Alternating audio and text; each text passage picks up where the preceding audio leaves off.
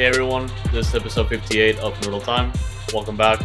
OSG is not with us tonight. He's currently on a short vacation after he just left for the Dynamo game, which it was exciting to say the least. But here instead, in his place, gonna be Herman. How's it going, sir? It is going excellent, my friend, especially after tonight. No, yeah, it's I didn't expect that kind of domination. Like even though Portland has been doing poorly this year, like it's 5-0 back at home, back from the League's Cup break, and just just getting back in the groove of things. It was very impressive for me because the Dynamo haven't won a single game in a few months now since June, and this was a big deal for me, especially coming back from a tournament that they pretty much drew all their games and took the penalty kicks, and and obviously crashing out with that performance against Charlotte FC. So happy to talk a little bit more about that. We also got the conversation for Dynamo 2 and Dash. We just happened earlier this past weekend. Obviously, recording tonight, a Monday night after the Dynamo game.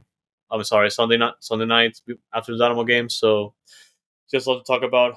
So, before we get into that conversation, we're gonna go ahead and cut to the Dash and Dynamo 2 talk with OSG.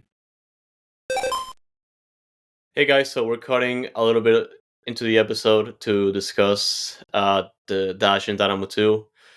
Definitely a couple different stories to share as well, especially the Dynamo 2 game, which I was extremely depressed about after the second half started. And well, we'll get into that later, but first we'll get into the Dash game. It was a 1-1 draw back at home against the Washington Spirits. First game for the Dash, coming back from the NWSL Challenge Cup and a couple weeks of break. And yeah, lots to discuss here. But first, I just want to bring in OSG because he was able to go to the game and just share a couple experiences because it was not only like Doc's night out, but also a couple other interesting things as well. Yeah, man, it was. First off, the game was fun, and it was entertainment. It started out slow, but yeah, like you said, the pups in the parks, the pups were all there. The bunch of Dash players brought their animals. I heard about them, but I didn't see them, and I knew somebody was taking care of them, obviously, while the girls were playing the game. But yeah, my first experience being in the press boxes as well. So I was able to do that. Get to experience what that was like. Sit in the press box and watch the game, and take notes and record things, and go places and take some pictures that you're not normally allowed to be at. Go to the press conference after the game with Sam Lady, Marie Sanchez, and Michelle Prince as well. Michelle Prince, first game back. Welcome back, 307 days. So yeah, man, it was fun experience. I had a blast. It's definitely different not getting to wear my Dash attire at the game and having to just be neutral. At first there was a Washington Spirit guy in the press box, but I guess he decided to go take pictures, so he wasn't in the press box the second half. So like it kind of people in there were kind of getting started to kind of make some noise, and we're like, oh yeah, wait, oh okay, he's not here. So it was okay to enjoy ourselves, especially when Maria scored that freaking goal at the 90th minute mark, dude. And but fun experience, bro, and I look forward to doing it again. And I think we only have two more home games this season. I know I can't come this coming weekend, this next following week against Kansas City, so maybe I can make the last one at home, and then just hopefully start fresh next year. But definitely a fun experience, and it was worth it. It was different. Oh, AC. So I didn't have Yes. to didn't have to sit in the friggin' heat, bro. I didn't have to sit in the heat. So it was fun, man. It was fun. It was fun. No, and that's good because part of the press box, like half of it is inside with the AC, and the other half, which is also reserved for media, there's like a specific section outside that they have to sit in, and obviously it's exposed, and it's definitely not ideal for the summertime. But yeah, it exists. But I'm glad that you were able to be inside because I feel like it was gonna be terrible if you were Yeah. Well, outside. But Well, But yeah. being the dash, there wasn't a lot of media personnel there to begin with, so there was plenty of room inside. So they're like, they reserve seats for those that are there and season passes, and then the ones that pop in, you got to find an open seat. There's like a seating chart. So I was able to get one on the front row. It's kind of a little obstructive in certain places, but they didn't plan that too well. But I got front row, so I was right there, just getting to chill and again see everything and witness the game. It's kind of in the corner. It's not in midfield where you expect the press box to be. So you still had an angle. So first half, the Dash were on the far end of the stadium attacking that goal, but in the second half, they're coming right to us because where the press box is on the 18-yard penalty box. So that's how far deep into the corner you are. So it was cool. It was fun. A couple players that didn't dress were in the stands right there. They're probably the ones watching the dogs too. But like I said, it was fun experience, and I did get to sit in the A friggin' C. Our boy Manny with Bio City, he was there, and Jorge from Dynamo Fan TV was there. So Manny took care of me, just kind of gave me the tour, and just basically he just showed me where places, how to get to the press conference afterwards, where to go, and all that good stuff. And, met Angel, so Ed Edgar, and saw some Apollo was there as well. So it was just cool just seeing people's faces that you typically mingle with on the internet or on social media, I should say. So, man, fun experience. And I plan on doing it again, hopefully sooner than later. Yeah, and just going back to the game, really, this is obviously the lineup tells a different story compared to the past few games because we got to see like a lot of the players that should be definitely getting more playing time. And on the good side of things, I felt like the Dash did very well. Aside from the fact that it's been kind of the same thing for like the whole year with the missed opportunities, but the opportunities are still there, like being created at least, and also that second half, which obviously wasn't an optimal start. Thankfully, they were able to get that stoppage time equalizer that, like you mentioned earlier. But it's at this point late in the season, the fact of the matter is that they have to get like those results, especially those wins at home. That with the results that have been wasted like over the course of the year, and yeah, just I'm just happy with like the fact that uh, that Sam Lady is like tweaking a couple of things here and there, but I guess like my main point of concern is still the fact that we're not getting the goals in the back of the net, unfortunately. Yeah, so lineup, like you said, it looked like the formation to start the game was like a 4-5-1, I guess, or a 4-4-1-1, because he still had Maria and Tucker kind of tucked in on the wings. He had Joel Anderson playing right behind Salmon. Ordonez did not get the start today. She did come off the bench later in the game, like 10 minutes left in the game. Uh, the middle was Punt Gam and Sophie Schmidt. And then, of course, Didesco started on the left because Michelle Alozzi was got to start at right back for coming off the World Cup, playing every minute for Nigeria on the right back. Sam Lady took notice, obviously, and said, this is a neat. And even in the press conference afterward, he said because it was brought up in question. He's like, it was a time of need, and obviously it worked out, and it's something that he's probably encouraged to continue to do with Alozi. Jacobs got the start next to Lind in the as center backs. So me personally, I was kind of right here number 23 right there, probably saw it. Yep, I figured. Yeah, didn't get to start, didn't get to play at all. So that was a little disappointing. Uh, but it is what it is. But he started off with a defensive mentality to start the game, and then when Washington scored that goal in the second half, then you saw the transition kind of move to 4-3-3, and uh, you know Tucker came out, and then finally Ordonez came in. Salmon went out wide, and Sanchez went out wide. But before Ordonez even came in, they started pushing those wingers up a little higher.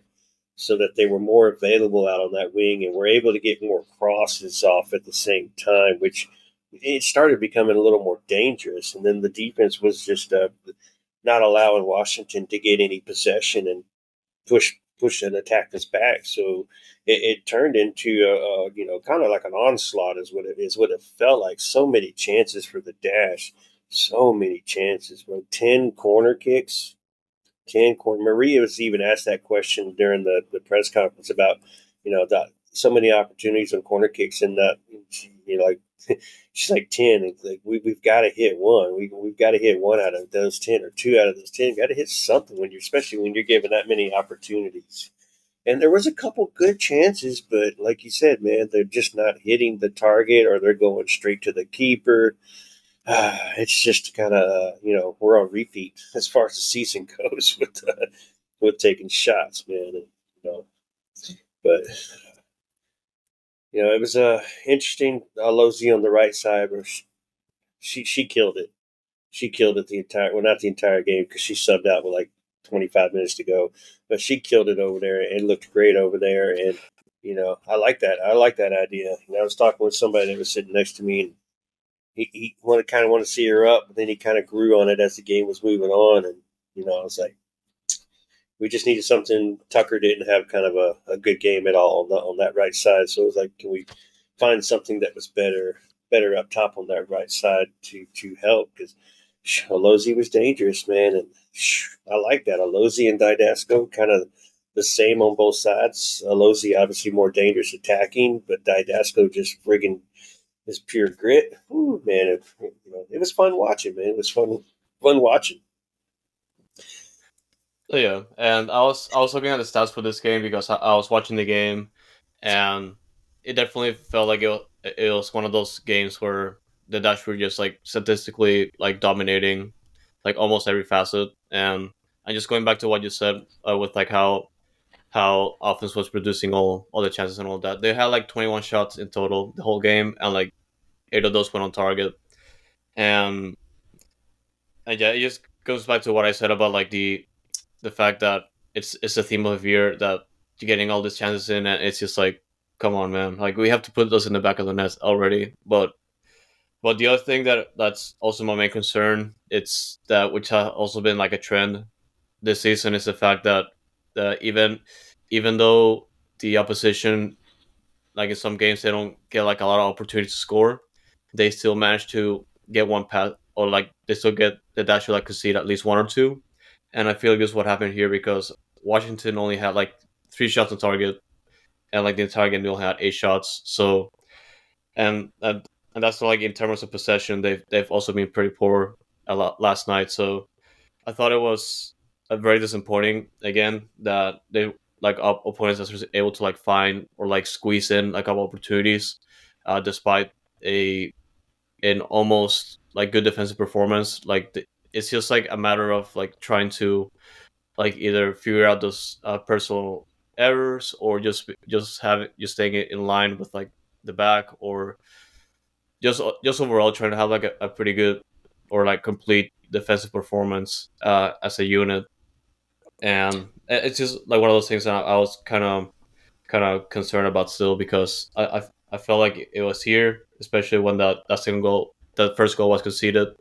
um I don't know, yeah, it's kind of disappointing, honestly, for me. And like Washington really wasn't dangerous last night. Like you said on the shots, they just ended up putting one through, and it didn't come until the second half. And and it was a good shot. I think Campbell was expecting one across the goal, and she just put it kind of up in the top corner right in front of her. So when there was nothing Campbell could do, it was close. We couldn't get rid of the ball and clear it out. But I mean, even Lady said, as many opportunities as we have, we would just convert. That one goal that Washington scored wouldn't even mattered, because of how many opportunities that we have and how many close opportunities. And just credit to that keeper, though, she did make some good saves last night for Washington as well. At the same time, so I mean, it's not like every shot was off target or right at the keeper. She did have to make some freaking saves. And it's just it's just disappointing that the girls just cannot convert. It's like they just don't have luck on their side at all because they're not shy of shooting, that's for sure.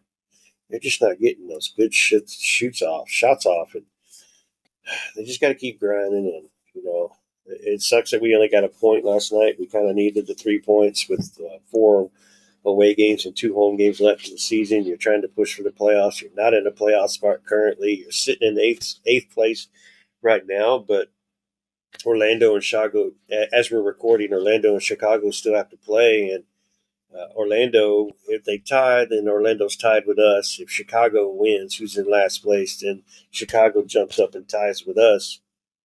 So I don't know who I want to win that game or what I need, what I want to happen with that game. Maybe just go for a tie and Orlando just gets a point and we're tied. We're tied at eighth place, or no, they'll jump us to eighth place and we'll go back to ninth. We were in 10th going into this game, so we did gain a spot, but we got to get into the top six. We got to get a top six in. That was a very winnable game, and we should have, put it away. Just conversion rate, bro. Just friggin' disappointing. But what I took from the press conference, Lady he's still happy with the performance. He did touch on the lack of conversion. Uh, getting the World Cup players back that were available. Chapman obviously wasn't available or listed. He did mention that Alves will be available next week. I don't know if that means she'll be listed on the roster or not, available to play for the game. But she hasn't returned back from Brazil yet or from her vacation. And I think that was it as far as the World Cup players. And then, of course, Michelle Prince getting her first action in almost a friggin' year, subbing in I think it was a 60-minute mark. And just, it took her literally, I think it was a 60-minute mark because it literally took her 1 minute to friggin', she just barely missed a header right in front of goal. And so I was like, so she felt good. She was in the press conference after the game and just was happy with her performance and happy to get back on the field. She recognized the warm welcome from the fans whenever she was introduced onto the field. So, all in all, everything was good. Just the conversion rate just was horrible, bro, horrible. And thank God he did when he subbed Ordonez on. We're like, okay, Salmon's coming off. Well, he didn't do that. He left Salmon on, pushed her out wide, and then Salmon was doing her natural, using her speed to her advantage and going around the defenders, and she kept getting crosses off. Even a couple to Ordonez where she just couldn't get her head on it. The defender would get there first. But this one, Maria cut in, and Salmon put one low and straight across the box, and it was just I just had to put my body on it. Exactly what she did, straight into the friggin' goal. And bro, we erupted. It was friggin' 1 minute into extra time. Oh my God, thank God. Save our lives, man. And the way we were pushing, we were still like, we can still get another one. Let's go. Let's keep going. But just couldn't do it, man. But it was fun, man. It was a good game. Felt better than some of the previous games. Let's just say that. Oh yeah, and the last thing I wanted to touch on is the fact that you already mentioned this already. We only have about 6 games left in the schedule, and 2 of those games are at home, and the remaining 4 are on the road. And our next game is gonna be, I guess, against City Current, probably a kryptonite for a while now. And I feel like with like the how things are currently, just based on the last game, I feel like having the same lineup will be good. Like aside from the fact that we have to figure out all these things that we already talked about, like offensively and defensively. Like, how do you feel about having this lineup for the rest of the year? Well, I don't know if this is the lineup for the rest of this year because, like we said, Alves comes in next week, and I at least expect Alves to fight for the position for Joel Anderson. And speaking of fighting positions, Lady even mentioned at the press conference with all these players returning and some of the new additions, that like everybody's fighting for positions now. So it's always a good thing as a coach to have multiple players in multiple positions that you can just call on at any moment. So it's going to be something interesting. Didasco and Alozi, I'm good with Alozi playing that spot again back there because it adds an attacking part of the game to us, and she's very good defensively at the same time. So that's something that I hope. He did say he's gonna that something that he'll probably move on to and continue to do. So that's an addition to the attack right there. Just gotta kind of maybe figure out. Either Tucker's needs to step up a little bit more. Joel Anderson started out slow, but ended up having a decent game and it was building up and was taking some good shots. Got some good shots off last night. Punting game did good. Sophie, workhorse, friggin' workhorse. That girl gives up so much energy, and that's why she had to come off, during the game last night because she just gave up every ounce of energy she had. And Jalissa Harris had to sub in for her. She was getting banged up too. Sophie Smith was. So it's like, but Lady, once the goal was getting up, he did make the adjustments to get us attacking. Like I said, put those wingers up higher. I wish we could play like that the entire game instead of starting off so defensively. Because you just see what a difference it makes when Maria is able to get up there and get those crosses off. Because the first half, she wasn't getting no crosses off. She was just taking the corners. The second half when we started pushing, those crosses are coming in left and right, coming in from both sides too. Now, Shell Prince and Alozi, while she was still in there, getting crosses off to the middle. The other team would clear, and we'd be right there ready to take a shot from the 18. And just, man, so no, no real complaints. Need to see Sock over here get some more action. I could tell she was a little disappointed because I watched her at one point where she just went back and sat on the bench after it was pretty determined that she wasn't going to be subbed on. She's like, I'm not warming up no more. But it is what it is. So I hope Jacobs didn't steal her spot. I'm hoping that there's a rotation there. It's you've got two of best worlds right there. Jacobs, I think, makes the bigger mistakes than Prysack does, but Jacobs is more, I guess, in tune.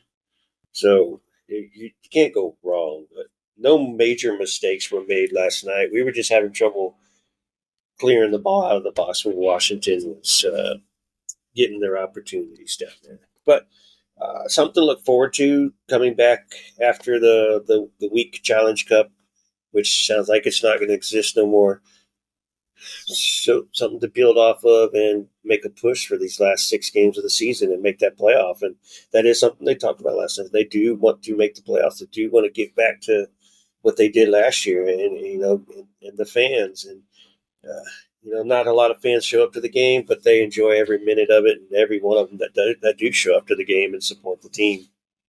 And because of the pups last night, we had to put the drummer section up in the second tier by themselves, like the only people allowed in the second tier the whole time.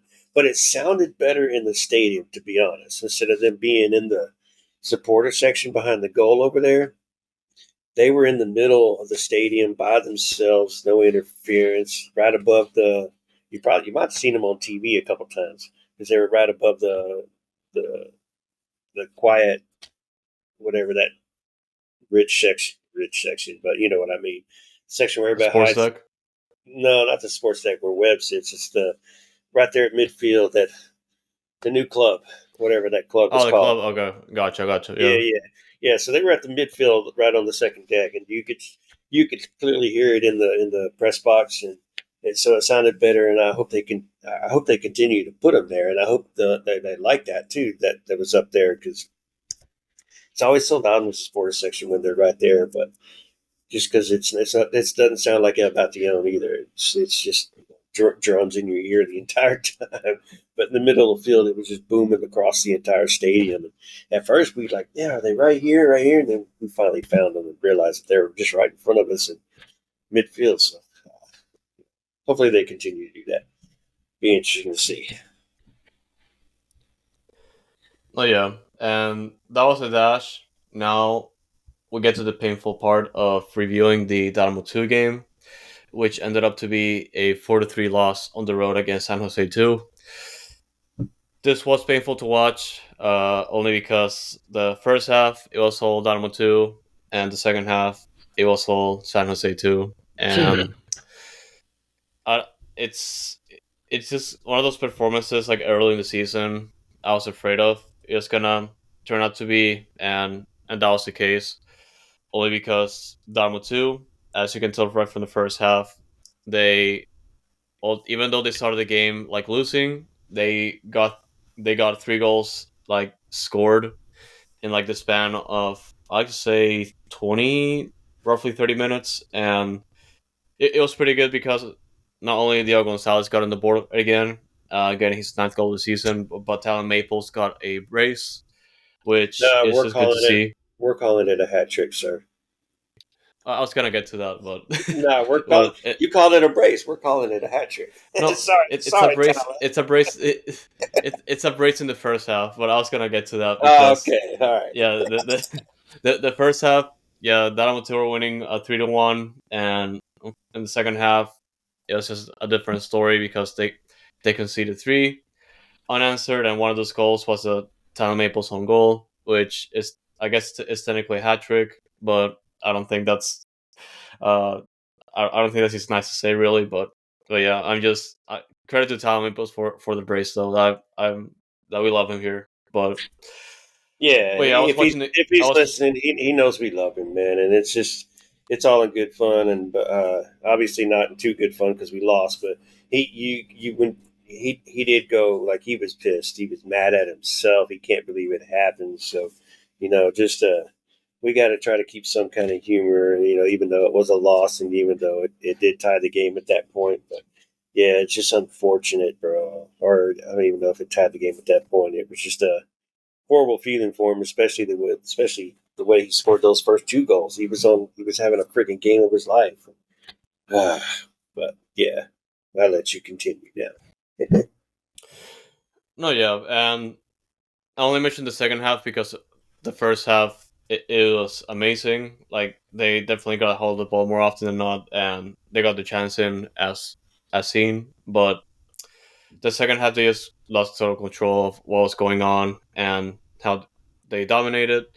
I just looking back at the game and the stats, like it's kind of shocking how like San Jose was able to like get back in it and just like stats wise, it's just kind of even.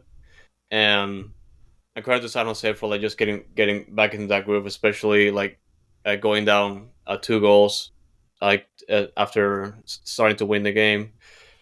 And I don't know, yeah, like just going back to the start of the season, like it was just very concerning how the second half started because I was getting those vibes of okay, I don't. If we stay like this, we might not be able to like get back in it or like at least create like a lot of dangerous opportunities. And I feel like that's what happened here because I thought we had like a pretty decent lineup to start, and we had like all the players that had to play, but it's just unfortunate that you had to go down like this because we had like everyone that has been having like a good run of form, but I feel like the main issue here was just the midfield really. I mean, that was, and to be honest, that was the 11 that majority of the people would have picked to start. Reigns returned. He still has Sebastian Rodriguez as the D, and CDM, and then Jesus, I can't even remember who the third one was. You had Evans, Reed, and Ndoye up top. Who was the other friggin' midfielder? Dang it! Because I have the ones that started Diego Gonzalez, Sebastian Oh yeah, Rodriguez, yeah. and Brooklyn Reigns. How am I forgetting Diego, bro? How am I forgetting freaking Diego? Yeah, Yeah, man. yeah, So I you're mean, good. that's the 11 I would choose to start too, as well. You had Letman and Maples in the back, Morano on the right, and I think even Lafleur got to start this time too, which he's the one who's been in really good form as of late. We didn't have to see Brad Smith, we didn't have to see friggin' Casper playing back there. You know, so Valdez back in the goal. Even the Valdez, he's got to be mad at himself at the game that he had as well too, because that fourth goal that was given up shouldn't he had it and he dropped it in front of him, and that's how they flicked it. They flicked it back over him and ended up winning the game. And so, man, it's just one of those like, bro, you had the opportunity. The team's been playing so well as of late, and just couldn't. This time, we just couldn't finish. And San Jose finishes the sweep of the season because they beat us. They beat us in Houston 2-1 as well. So it's unfortunate. Luckily it isn't. It didn't knock us out of playoff contention. It did knock us down to sixth, which is the last friggin' spot in the playoffs. So, we still got some work to do, but, that was a winnable game, and we should have just been able to take it. Yeah, we're 1 point ahead of Minnesota, which is in seventh, and then because of that win, San Jose jumped us into fifth place with 38 points. So, whew, and this is they do the new seeding this year where the top three teams or the top seeds get to choose their opponent. So it's like we're looking at some tough opponents up there. Freaking crap. Yeah. No, yeah, and that was my main concern for me because they apply new rules to playoffs, and even though there are more spots for teams to qualify for the playoffs, like there's a rule that opponents with the higher seeds get to pick their opponent, which is just definitely odd. But it is what it is. We have to roll with what we got, and I mean, also just one more thing to consider. This was the first loss for Dynamo 2 since early July, like past regulation, because they did lose some penalties against Minnesota, like in late July. But like past 90 minutes, they haven't lost a game. So credit to them for having that unbeaten streak going and just getting back in the standings because we're in a pretty good position to bounce back and just get a better spot with 5 games left in the schedule. Up next, we do have LA Galaxy 2 back in Houston. So that's something good to consider because they're pretty low in the standings. So it's a pretty good way to just get back into it. And they do have 2 more home games left aside from that one. And they have like 2 road games as well. So, and obviously my main game being the game against North Texas as the last home game of the regular season. So that's going to be one to look forward to. Yeah, man. And just going back through the game real quick, Diego Gonzalez with that one-touch shot from outside the box into the corner. Beautiful shot. Way to finish, because a lot of players aren't just going to take that rip right there, especially when the defender was that close to, and then Maples on his opportunities because they were on corner kicks.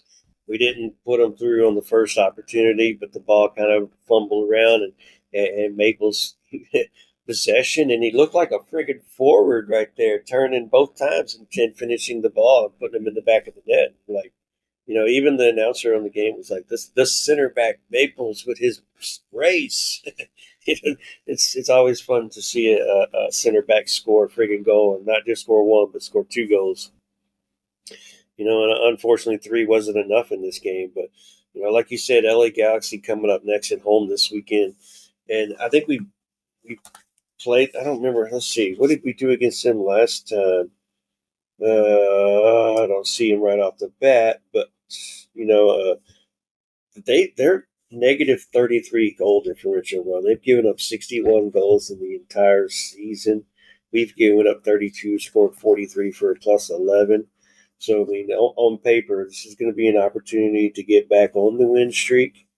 And then we play a tough St. Louis who will be coming in, which, St. Louis, we played early in the season, beat them in St. Louis. And then LA Galaxy, man, it's like, we haven't played them yet. So we play them now and then end the season with the Galaxy in LA. So, we got at Portland and North Texas. So every team that we have left on the schedule is below us, which gives us every opportunity to go out and get 18 points in 6 games. And or is it 5 games? Sorry. 15 5 points. games, yeah. 15 points in 5 games and move way up into the standings and get to choose our opponent. And I really don't like. I don't know if I like the choosing part because then you're like picking your poison. But Right. yeah, but it was fun, and it was a fun game to watch. It was frustrating, giving up the first goal, and you pop, pop, pop, and you're like, yeah, you're feeling good about yourself, and then the second half we get nothing, and San Jose just comes right back, boom, boom, boom. I'm like, God dang it, bro. So it was draining. I know it's draining for you watching both games at the same time, watching the Dash. They give up the goal, and then you got to turn on Dose, and they give up the goal, and then like it is painful. Like I wasn't able since I was in the press box. I wasn't able to watch the first half of the Dose game, but I saw your tweets coming up. Like, sorry, man, you were in your feels last night for a minute. Oh, yeah, the Dash literally transfer all the bad vibes to Dynamo too, which I was just extremely upset about because we were leading 3-1, and I was like, "Oh God, here we go." Yeah, dude. Yeah, And I mean, it is what it is. It was a bad result for the night for Dynamo too, but I'm just thankful that they got that unbeaten streak going for that long, like roughly 2 months. So credit to them for that. And yeah, just gotta keep their heads up because we're approaching this stretch of 5 games that's just gonna determine the season, and they're in a pretty good spot compared to the start if you remember correctly because they finished very poor to start, and I'm happy they were able to get their groove going, especially with what uh, Coach Bondi has been trying to like apply to this team, like yeah. going back to last year. So I'm looking forward to what this team's gonna do with like the next few games because I feel like they can make the playoffs 100%. Well, dude, for real, and like we said, the last 5 games are against opponents below us in the standings, which means every opportunity on paper to take advantage of these games. And two, or did you say three of those are at home? One, two, three of those are at home, Yeah, and two yeah. are two are on the road. So like every opportunity. So we're in a playoff spot with every opportunity to stay in a playoff spot and even move up higher into the seedings. So we can avoid Colorado too because we know we can beat Colorado one, but Colorado two might be a different story.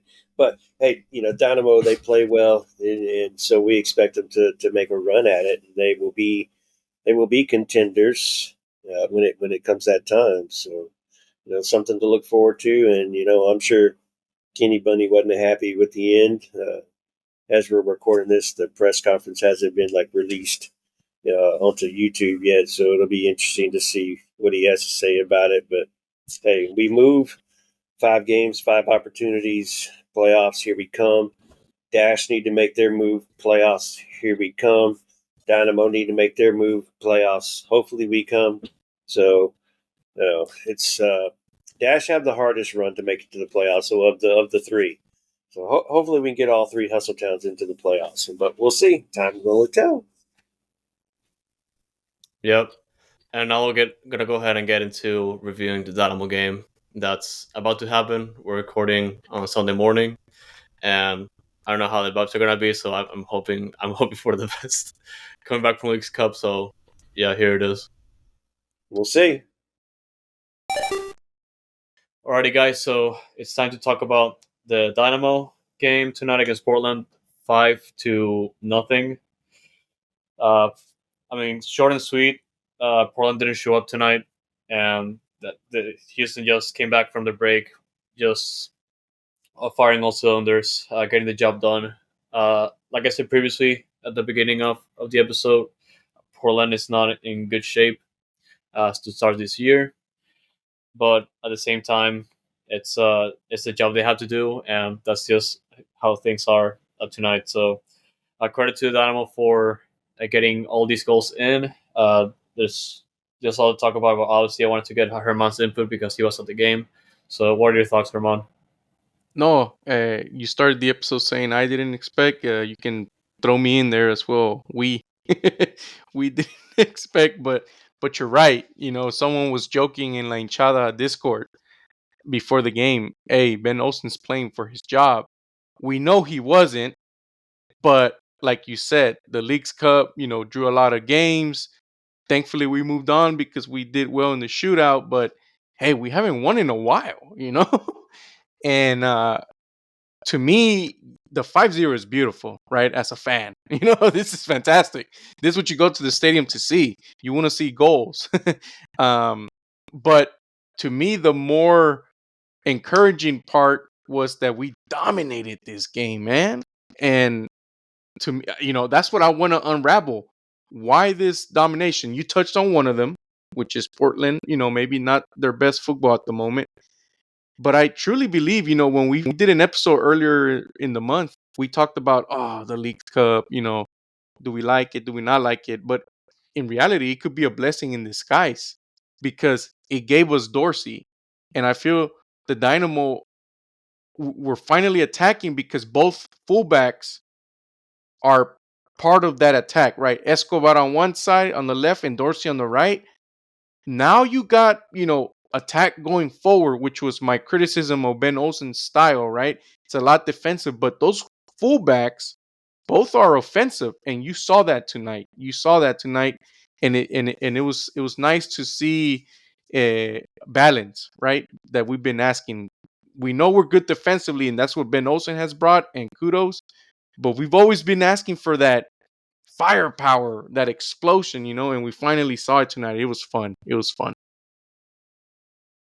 Yeah, just before we get into the goals, I just wanted to talk a little bit more about the lineup because this is pretty much the right about the same lineup we've been seeing a lot, like ever since the Leagues Cup. Good point. And obviously the inclusion of Mikael, it's a little bit of I want to say like a big controversy amongst fans, but just the fact that he had like a pretty like he was already like in the negative side of some fans because of some personal mistakes on the field. Obviously, getting that own goal in the last game against Charlotte to pretty much like put the game away for them, and also and going back to this season where he hasn't like had a lot of defensive performances.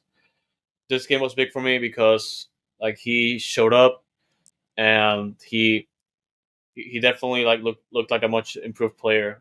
Given that it was, I guess, a weaker opponents, like I feel like this kind of performances definitely helps his confidence, and it's just great to see because he was defending very well today, and he was tracking back whenever he had to track back, and also going forward to assist with getting the ball back.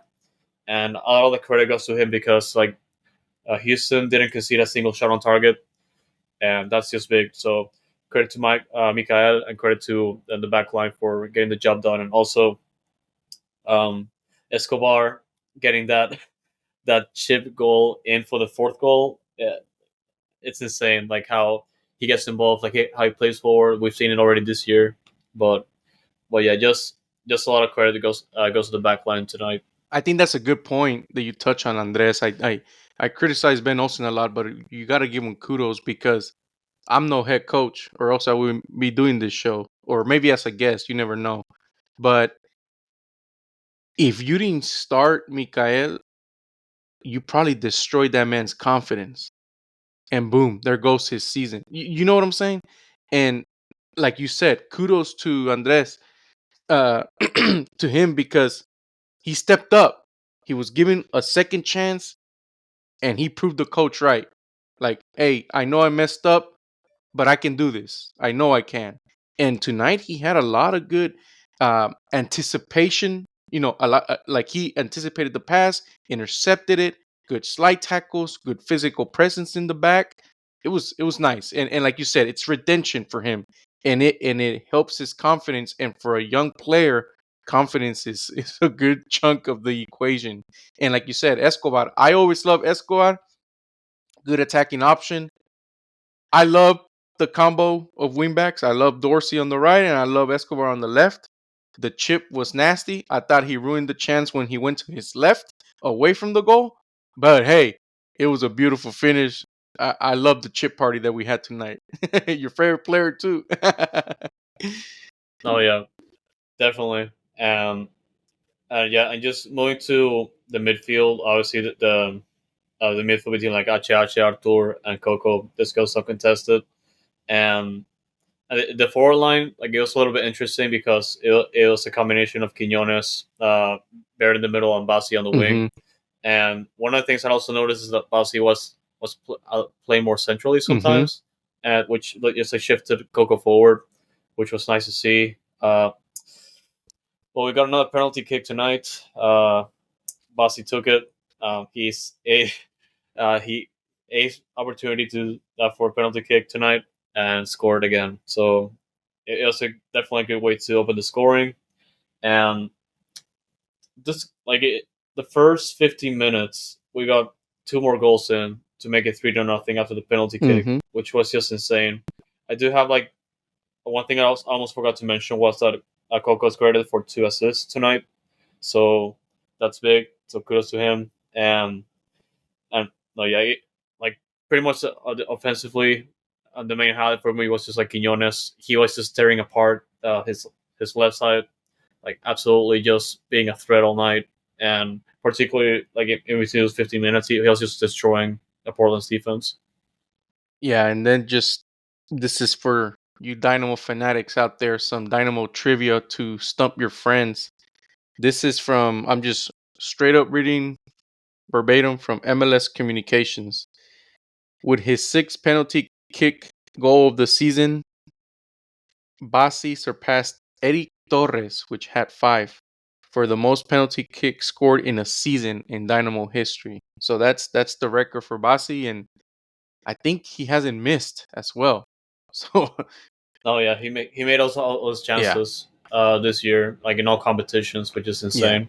And then another thing, yes, you touched on it. To me, we know this because we saw it in the Gold Cup, but Coco, like, and it's funny because my uncle went with me to the game today, and he loves the game, so he was complaining half the time that, hey, why is Coco? He doesn't watch the Dynamo. Okay, I'm trying to get him into, but why is Coco on the wing? He should be more in the middle involved, And you saw what happens when he's involved, right? Like the thing that it always stood out to me about Coco is like he knows where he's going with the ball before he gets the ball, or he's trying to play it first time, first touch, and that back heel pass, my God, no look, knew what Bear was, through ball back heel essentially is what it was, it's just the man is class, dude. Look, I want him to stay in Dynamo, but the man needs to spread his wings, and I hope he ends up in a good team and he can play with even better players, and it'll be good to see him thrive wherever he goes. You know what I'm saying? Like I want him to stay, but at the same time, go fly, little birdie. Oh yeah, and the first half would end up being like 4-0, which was an insane scoreline already in Dynamo standards, especially uh, with the fact that I don't think we haven't really been dominating like this early, and there were other couple things that happened in the second half, and like I said, it was pretty much just Dynamo dominating the entire game, and Brad Smith like Ooh, out of coming off the bench in the 61st minute for Quinones. ooh. 2 minutes in, he scores an absolute banger. Like he just runs up the side of the field and just like puts it past the keeper, which is just like insane. Like I never thought Brad Smith would score like a goal outside of his head, like Yes. like a normal defender. So it was just insane to me. Like it goes to show like a little bit of like how hard the Dynamo dominated, especially like trying to open up Portland's defense, which they have been doing all night. And yeah, it was just crazy. Like I can't really explain it because like I haven't seen the Dynamo dominate this much in a while, and like 11 shots and 8 of those went on target. Mm-hmm. Like it's insane. And then that Brad Smith goal. This is me just making stuff up, but I'm pretty sure I'm right. That's probably the best goal of his career, But Probably. but he owes Clark a dinner because Yep. half of that goal is Clark being astute and seeing that, oh crap, I got that 1v1 last man, uh maybe I can hit him, and he threw him a perfect ball. Good control by Smith to kind of, I think it was his shoulder or something that he used to win it. And you tell me, I thought he was a left foot footed player, man. He finessed it with his right in the top bin, dude. Like, that is. I grabbed my uncle. I was like, what did I just see, man? This is incredible, man. That was beautiful. That's the stuff I do on FIFA, you know? And the player I'm playing against gets upset. That was awesome. Yeah. That's the icing on the cake, man. He had just subbed on, throws it to him, and then just makes magic happen. That was awesome. It was great stuff. He couldn't believe it. But yeah, like you touched on, Portland, 6 shots, 0 on target. Dynamo, 11 shots, 8 on target. That's beautiful. That's what we want. Possession, Dynamo, 64. And you can tell they were like dogs. As soon as we lost it, boom, press it. Let's get it back and let's dominate it. Let's pass it on the back, then let's work it in the middle. And if we have the wing backs open, let's start play from there and then go and cross in the box. It was good to see. Yeah, no, great game tonight. Great game tonight. Like, yeah, it's like I said earlier, like it's just like pure domination, and that it was probably like the most complete game for the Dynamo this year. Like we've already seen like a couple impressive results by them this year, but nothing close to this one, especially back at home. After it's been, like I said earlier, like it's been a while since we got a win, like including Leagues Cup. So this is big for them. It does get them fairly high up in the, or like at least secure spot like above the playoff line still. And as of the time we're recording right now, with some of the games going on, like we are staying on 6th place if results stay like they are. San Jose currently beating Vancouver, and St. Louis beating Austin. That definitely helps us stay in 6th place with 32 points. So I would say like we're going to have tougher games ahead, especially we do have the Open Cup semifinal coming up this Wednesday, and back again against RSL the next weekend. So it's going to be a very important week for Dynamo.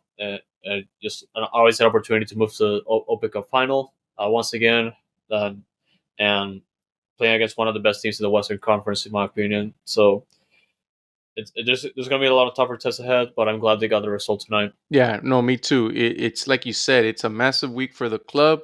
The win tonight adds confidence, and that's why you play the game. You know, you're at home on Wednesday. You're confident.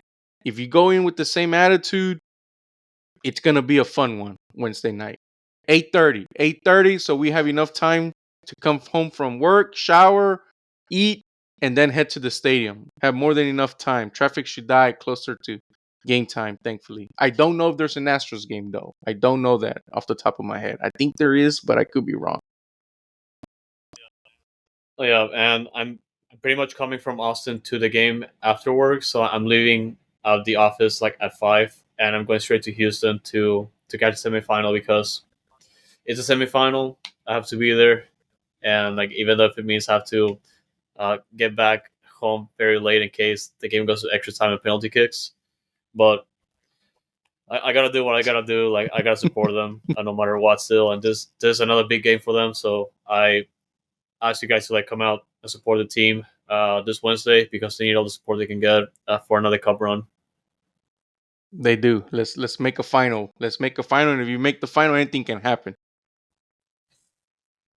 For sure. No, yeah, guys, that's gonna do it for this one. Definitely lots to celebrate heading into, or celebrate and also look forward to against a couple tough games against Russell Lake in 2 different competitions. So with that, as always, guys, thank you so much for tuning into this episode, and stay noodle. Stay noodle, baby.